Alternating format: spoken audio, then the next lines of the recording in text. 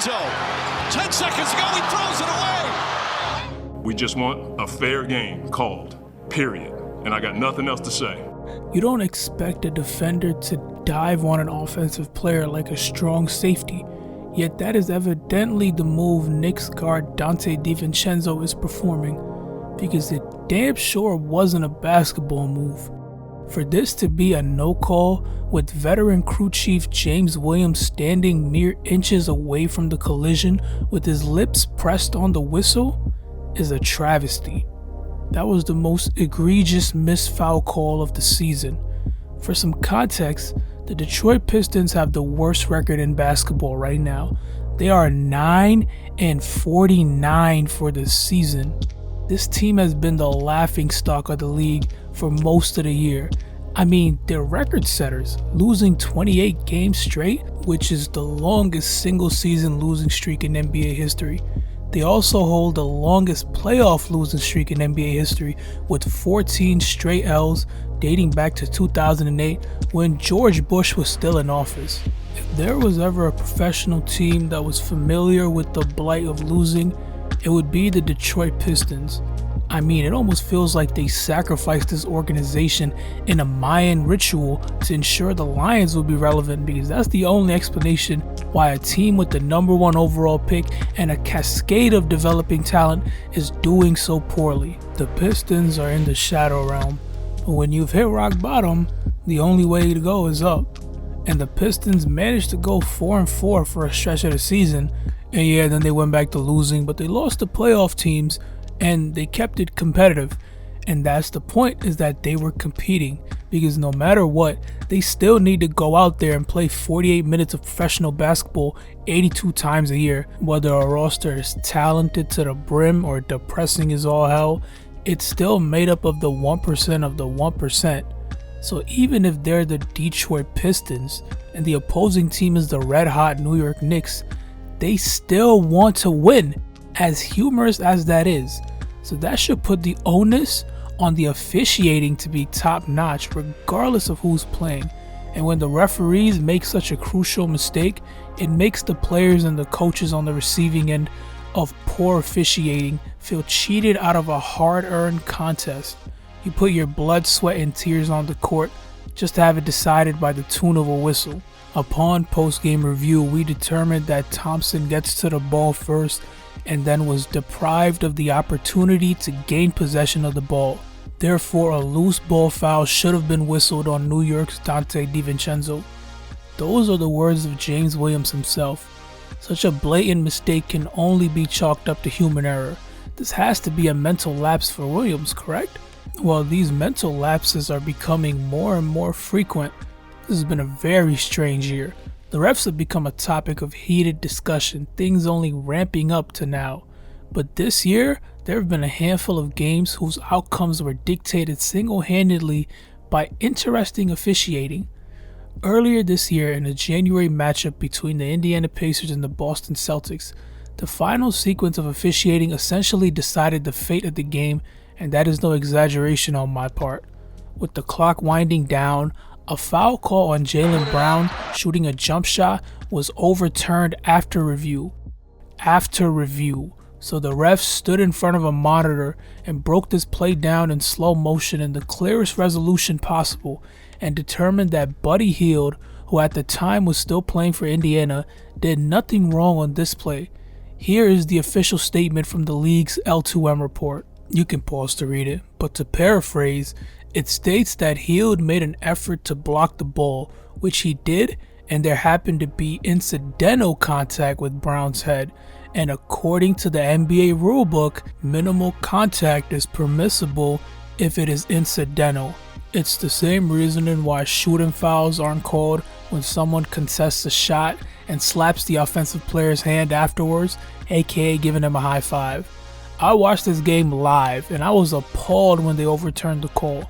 And the following possession being a shooting foul on Boston after the buzzer felt like salt in the wounds. But after my initial reaction, doing some unbiased analysis proved that the refs were correct on both calls.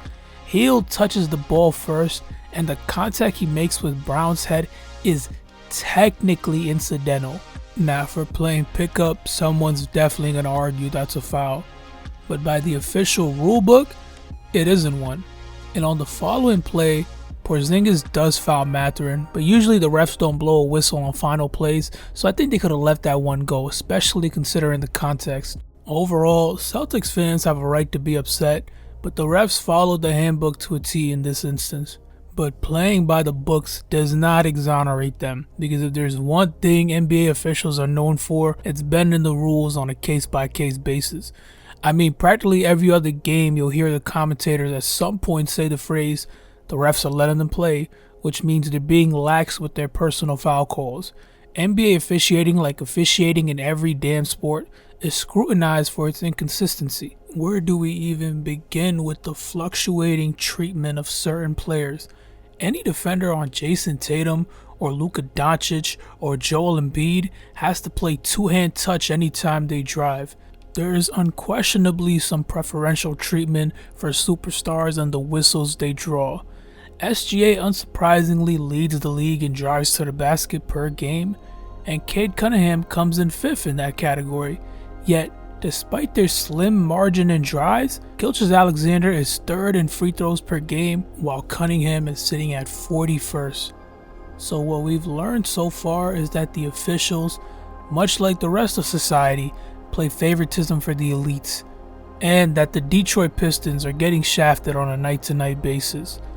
The inconsistent judgment expands further to teams themselves. I mean, the Lakers could have a wide open layup and they'll still draw a foul. LA draws the 6th most personal fouls per game in the NBA while committing the least themselves. The data isn't unfaithful to the Lakers' identity, because this is a team that does not shy away from contact and has an aggressive approach to basketball. But does that mean we can assume that any team who prioritizes physical basketball will draw fouls plentiful while committing the least in their efforts? Does that even make sense when you hear it? Well, it's incorrect, obviously, because the Orlando Magic are by far the most active and aggressive team in the league, and they don't receive such a privilege. The Magic are 1st in drawing personal fouls per game. This is an untapped group of young guys who are flying across the court and striking thunder on any given night.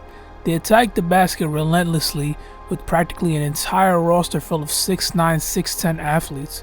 They're gonna draw fouls playing this way. But there comes a drawback with this combative style of play. Orlando leads the league in drawing fouls, but they also commit the 4th most. The process of equivalent exchange is somehow nullified for the Los Angeles Lakers. Is that preferential treatment? Maybe. Or it could simply be veteran poise.